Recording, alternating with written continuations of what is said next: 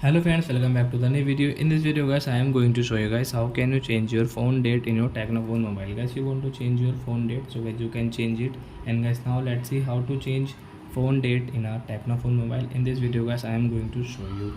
So guys, now let's see how to change phone date in our Tecno phone mobile. So friend, first of all, open your phone setting to change your phone date.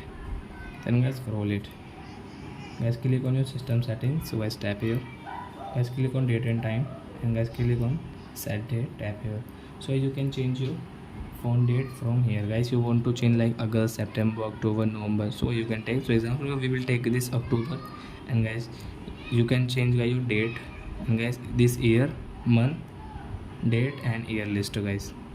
So guys, suppose guys 1 October and 2023, 4, 5, 26, 27. So you can change from here. The example we will take October 1, 2022 and now come back. So you can see the phone date will change Saturday, October 1, 2022. So I hope friends you have understood how to change phone date in a Tecno phone mobile. So that's it guys, thanks for watching. Now we will meet on next video with new topic. Before going guys, please go and like, comment, subscribe my channel. Bye bye friends.